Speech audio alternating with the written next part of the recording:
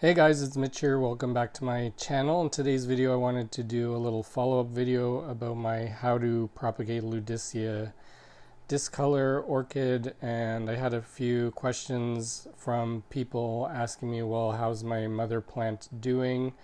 And actually what I ended up doing is just unpotting that whole mother plant and propagating it a different way. And at the time that I did it, I didn't film it, but this time around I'm propagating my Ludisia discolor var nigrescens, and I figured I would show you what I did with this plant. This is a beautiful variety of Ludisia discolor. It has more plain leaves. As you can see, they are black with a little single white stripe and not a lot of the veining. And I just nipped off all of the tips that I'm going to be rooting in water like I did in my last video, which you can check out if you want. I'll link it down below. But what happens when you're breaking off the tips is you're left with all of these little root cuttings. And actually when I unpotted, my original Ludisia discolor was full of these white roots that it's kind of like stems that grow underground. This is how the plant grows, and they're this color because there's no chlorophyll yet, or the things that color up the plant. When they hit the sun creates this pigment.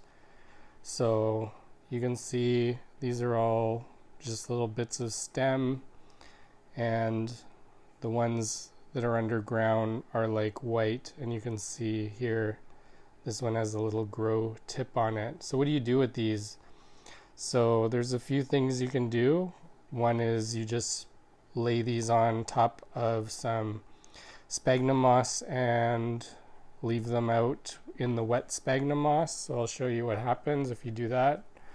This is my little Macotes Patola Thailand cross with Sarawak, and actually this plant I nipped off the tip and then just left the root on top in the moss, and you can see here is the new plantlet that's grown out of the little section of stem, and I just have left it like this, not covered, just open air. This moss dries out in between waterings, and I just left it in a spot with bright and direct light, and now it's growing a brand new little plant, and it's just about ready to be potted up. So I'll do that soon.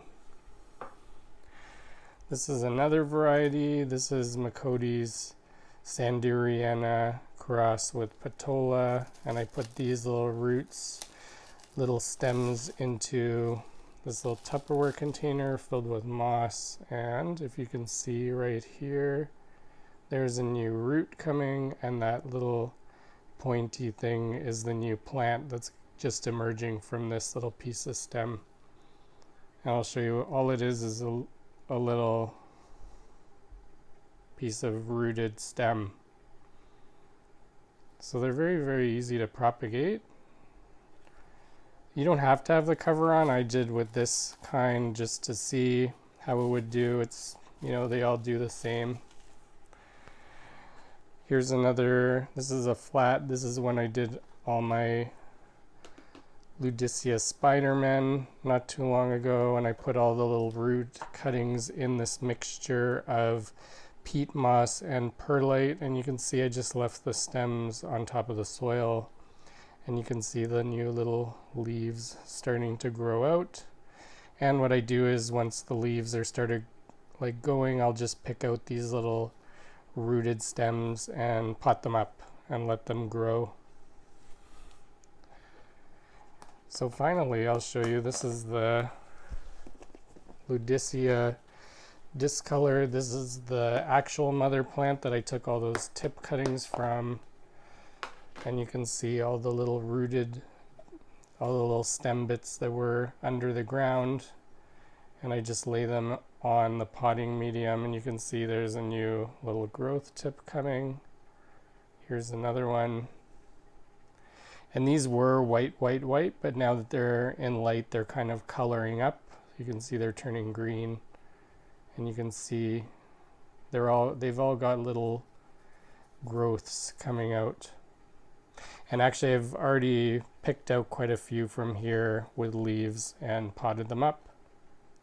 So it is pretty easy to propagate Ludisia and other jewel orchids in this way. You just gotta, be optimistic about the stems and, cut the stems and leave them in a place where they can root and start to grow. It doesn't take much, and soon you have lots and lots of jewel orchids to grow. Obviously, stem tip cuttings are the easiest way that I find, and you get a nice new plant because these roots root really quickly. I've got lots and lots on the go all the time because they outgrow their containers, and I just keep rooting and rooting them in water.